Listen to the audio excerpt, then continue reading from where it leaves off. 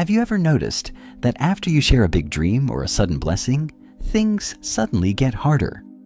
You feel a burst of inspiration, you tell someone you trust, and almost immediately the atmosphere changes. Doubt creeps in, obstacles multiply, and that fire you felt in your spirit starts to flicker. We're taught to be open and to love everyone, but there is a profound difference between being loving and being an open book. There are sacred parts of your journey that were never meant for public consumption.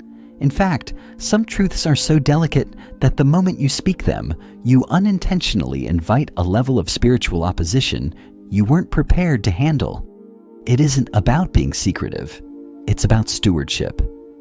It's about understanding that your words carry weight, and not every ear is assigned to hear what God is whispering to your heart. The first thing you must learn to protect is your next move. When a new vision begins to take shape, your first instinct is often to announce it. You want the validation, the excitement, or maybe just someone to tell you that you're on the right track. But the Bible gives us a quiet warning in Proverbs 29:11, which says, "A fool vents all his feelings, but a wise man holds them back." This isn't just about controlling your temper, it's about controlling your energy. When you announce your plans before they are birthed, you give people the opportunity to project their own fears and limitations onto your calling. Think about Joseph. He had a magnificent dream, and he did what most of us do. He told his family. Genesis 37 tells us his brothers hated him all the more because of it. His vision exposed their stagnation. Sometimes God hides your plans not to punish you, but to protect you from the opinions of people who aren't equipped to carry the weight of your future. Move quietly and let your results do the preaching. The second thing to keep sacred is the specific revelation God speaks to you in secret. There is an intimacy between you and the Father that is meant to stay private. We live in a culture that demands we broadcast every thought, but some things are meant for your altar, not your audience. When God speaks a deep conviction or a specific promise to your soul, it is holy ground. If you spend it too quickly in conversation, it can lose its purity. Think of Mary, the mother of Jesus. After receiving the most world-changing news in history, she didn't run to the village square to prove her worthiness. Luke 2:19 tells us that Mary kept all of these things and pondered them in her heart. She understood that some divine instructions are like a holy fire. If you expose them to the wrong atmosphere too soon, they'll be extinguished by skepticism. Not everyone is spiritually mature enough to handle your secret word from God. Guard those whispers until they are strong enough to withstand the world's noise. Third, you must never feel the need to broadcast your good deeds or your sacrifices. In a world obsessed with recognition, there is a quiet power in the unseen. It's tempting to want people to know how much we've given or how hard we're working for the kingdom. We want to be seen as good. But Matthew 6:3 offers a radical perspective. But when you give to the needy, do not let your left hand know what your right hand is doing. When we turn our obedience into a performance, we trade a heavenly reward for a momentary round of applause. There is a deep, soul-level peace that comes from knowing you did the right thing when no one was looking. Your private fasts and the ways you've helped others without seeking a thank you echo loudly in heaven. As Jesus promised in Matthew 6:4, your Father who sees what is done in secret will reward you openly.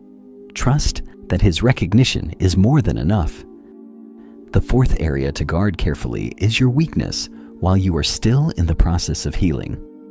There is a massive difference between a testimony and a wound.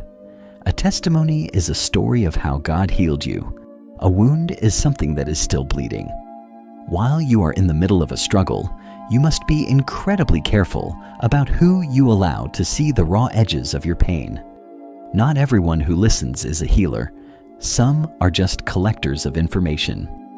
Proverbs 4:23 instructs us to guard your heart above all else, for it determines the course of your life.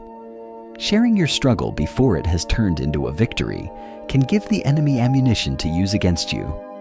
It can invite voices of pity or judgment that hinder your recovery. Even Jesus had inner circles for a reason. It's okay to stay quiet while you're being restored. Wait until the wound becomes a scar, a sign of strength, before you share it as a witness to others. Finally, the fifth thing you must learn to protect is the full extent of your blessings. It sounds strange to say you shouldn't talk about your favor, but there is spiritual wisdom in discernment. Not everyone who smiles at your progress is happy about your pace. When the wise men found the baby Jesus, an angel warned them in a dream not to tell Herod where he was. Herod didn't want to worship the blessing. He wanted to destroy it. Sometimes exposing your favor too early turns your blessing into a target for jealousy. This isn't about being paranoid. It's about being a wise steward of what God has entrusted to you. Your peace is a form of protection. When God opens a door, you don't always have to post the key. Let the fruit of your life be the evidence. True favor doesn't need an announcement. It eventually becomes impossible to hide anyway. Everything God asks you to guard is a sacred assignment. Your dreams, your healing, and your private conversations with the Spirit are all treasures. When you learn to protect what is holy, you aren't being secretive. You are being faithful. The enemy cannot attack a plan he doesn't know about, and people cannot curse a blessing they cannot see. So walk softly and pray deeply. Before you share that next breakthrough, ask yourself, is this for people's ears, or is this for God's glory? If you feel that nudge to keep it between you and the Father, honor it. There is a beautiful strength in the things only you and God know. If this message spoke to you today, write "I will guard it" in the comments as a seal of that commitment. I'd love for you to join us as we continue to walk in discernment together. Stay covered, stay discerning, and remember, God is still speaking, even in the silence.